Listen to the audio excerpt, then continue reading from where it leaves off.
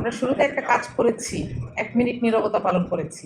আমার কাছে এই রিচুয়ালটাকে একটা প্রয়োজনহীন কাজ মনে হয়, কারণ আমরা দীর্ঘ সময় চুপই থেকেছি এবং সেই সময় যারা কথা বলেছেন আমি খুবই সম্মানিত বোধ করছি তার সাথে একই একই স্টেজে বসতে পেরে। ডক্টর মাহমুদুর রহমানের কথা বলছি।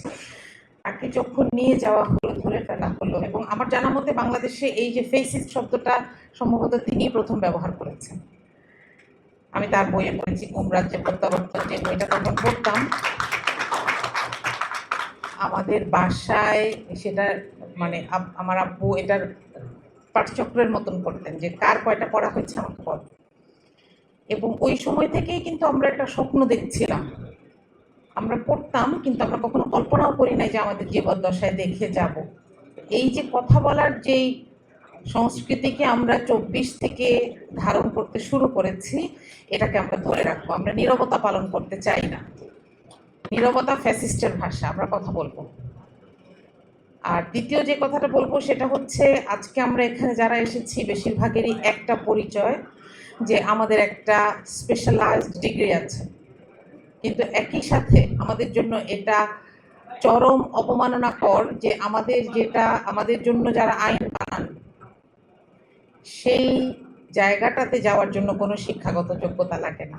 আরও অপমানজনক হচ্ছে, স্থানীয় সরকার নির্বাচনে শিক্ষাগত যোগ্যতার একটা মিনিমাম লেভেল বেঁধে দেওয়া হচ্ছে।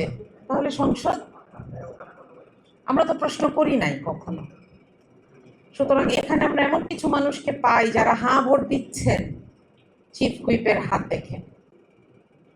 দল যেভাবে দিতে বলছে সেভাবে দিচ্ছেন, দল যেভাবে না করছে সেখানে না দিচ্ছেন, কিচ্ছু বোঝেন না। এবং এইখানে যখন আমরা প্রশ্ন করি বিরোধী দল হিসেবে যে একটা বিল পাস হওয়ার 20 মিনিট আগে আমার টেবিলে আসলো, আমি এটাকে দেখি কি বুঝবো, তখন এই প্রশ্নটাকে সরকারি দলের কাছে হাস্যকর মনে হয়। আপনারা যদি দ্বিতীয় অধিবেশনের শেষ দিনের প্রসিডিংস দেখেন আপনাদের কাছে অবাক লাগবে। আপনাদের মনে হবে যে এরা তো কথা বলে কেন, বিরোধী দলে তো কথা বলে কেন, হ্যাঁ বলে দিলেই হয়, না বলে দিলেই হয়। কিন্তু আমাদের কথা হচ্ছে বিলটা কি ভালো কি মন্দ তার চাইতে ইম্পর্টেন্ট হচ্ছে এটা ঠিক প্রসিডিউর মেনটেন করে আমার টেবিলে আসলো কিনা। আমি যদি একজন আইনজ্ঞ হই তাহলে আমার জন্য 20 মিনিটে ওই ডকুমেন্টটাকে পড়ার, অ্যাসেস করার কোনো সক্ষমতা এটা আসলে এই সময়টা অ্যালাউ করে না। সুতরাং এগুলোকে মাথায় রেখেই যখন আমরা সামনে যেতে চাই, 24 পরবর্তী সময়ে আসলে আমাদের কাছে অনেক বড় চ্যালেঞ্জ হচ্ছে 26-এর যে সরকারটি আসলো তাদের কাছে আমরা যেটা আশা করেছিলাম এবং যেখানে আমাদের কোনো আশাকত হতে হবে এটা আমাদের কল্পনায় ছিল না, এটা আমাদের রুট প্ল্যানে ছিল না। সেটা হচ্ছে যে আমরা জুলাই সনদের ব্যাপারে কোনো দ্বিরুক্তি সহ্য করতে প্রস্তুত ছিলাম না। কিন্তু আমরা দেখলাম প্রথম দিন থেকেই জুলাই সনদের সাথে এমন একটি বিমাতাসুলভ আচরণ করা হচ্ছে যেটা আসলে ঐক্যমত্য কমিশনের এই যে লম্বা সময় ধরে কাজ করা হলো, মতামত দেয়া হলো, এরপর সবাই মিলে একটা কনসেনসাসে চলে আসা হলো এবং সর্বোপরি মানুষের মতামতের মাধ্যমে, গণভোটের মাধ্যমে যেই রায় সরকার মানতে বাধ্য ছিল তার প্রতি সরকার আজকেও দিনটা পর্যন্ত পৃষ্ঠ প্রদর্শন করে যাচ্ছে। এটা আমাদের জন্য অনভিপ্রেত এবং জাতির জন্য একটা অশনি সংকেত। এখন একটা কথা আমার একটু ইঞ্জিনিয়ারদেরকে জিজ্ঞেস করতে ইচ্ছা করে, আমার যদি আপনাদের সাথে কনভারসেশনের সময় থাকতো আমি বলতাম, এখন একতরফা বলতে হচ্ছে। সেটা হচ্ছে, আমরা কি আসলে জানি না কি যে জুলাই সনদ আমাদের জন্য কি কি সুবিধা এবং কি কি অসুবিধা তৈরি করবে? জুলাই সনদ আমাদের জন্য কি কি সুবিধা তৈরি করবে যদি বলি, এক, স্বাধীন দুর্নীতি দমন কমিশন আমাদের জন্য সুবিধা তৈরি করবে। আমাদের জন্য সুবিধা তৈরি করবে যে সরকারি কর্ম কমিশন থেকে শুরু করে অডিট অফিসগুলো থেকে শুরু করে আমরা সেই সব জায়গায় যে স্বচ্ছতাগুলো চাচ্ছি সেগুলোতে আমাদের জন্য কি সুবিধা তৈরি করবে? একটা রাস্তার যে বাজেট আসে, রোডসে যে ইঞ্জিনিয়ার থাকেন তিনি জানেন যে সেই বাজেটের কতটুকু তাকে কোথায় জমা দিয়ে দিয়ে তারপর আসতে হয়। একজন মন্ত্রী ভিজিটে আসেন, তাকে কোত্থেকে খরচ করতে হয়? উন্নয়ন ব্যয় থেকে, সেই রাস্তার খরচ থেকে এখানে নিয়ে আসতে হয়, মন্ত্রী মনোরঞ্জন করতে হয়। এইভাবে আসলে এত বড় একটা চেইন, এত দুর্নীতির বোঝা আমাদের ঘাড়ে যে মানুষ যখন বকা দেয় তখন আমাদেরকে বকা দেয়, তাই না? রাস্তাটা ভাঙা কেন, ওটা কারেন্ট কেন চলে যায়? কিন্তু আমরা যখন জবাব দিতে যাই তখন আমরা দেখি আমাদের কাজের জায়গাগুলোতে আমাদের হাত পা বাঁধা।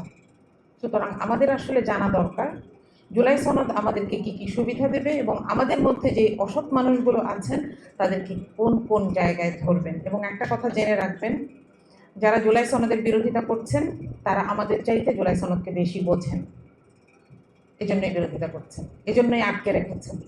আর একটা 24 আমাদের মধ্যে আসবে কিনা, এখানে একটা কথা একটু বলার দরকার। অনেকেই এই সুযোগে একটু মাথা উঁচু করে বলতে চান তাহলে 24টা ব্যর্থ, কোনোদিন না। এরকম কোনো কথাকে কখনো আশকারা দেবেন না প্লিজ। 24 সফল। বাংলাদেশের ইতিহাসে কোনো শাসক তার জাতীয় মসজিদের খতিব সহ পালায় যায় নাই, কিন্তু আমরা 24-এ এটা দেখেছি। এখনো ফিরেছে, তিনি ফিরুক, এটাও আমরা চাই, with real procedure, right, perfect procedure. দেশে ফেরা মাত্রই তাকে অ্যারেস্ট করা হবে, এই ব্যবস্থাও করা আছে। আমরা চাই তিনি ফিরুন, তাকে আমরা কেউ যেতেও বলি নাই, কিন্তু তিনি প্রাণ ভয়ে পালিয়েছেন এবং এমন কিছু মানুষকে নিয়ে গেছেন। সমস্ত দেশ 3 দিন পুলিশ শূন্য ছিল না, এবং আমরা ওই অবস্থা থেকে উত্তরণ করে এখানে চলে এসেছি না। সুতরাং এই দেশটা আমাদের অর্জন, 24 ব্যর্থ হয় নাই, কিন্তু আমরা আরেকটা 24-এর দিকে যেতে চাই না।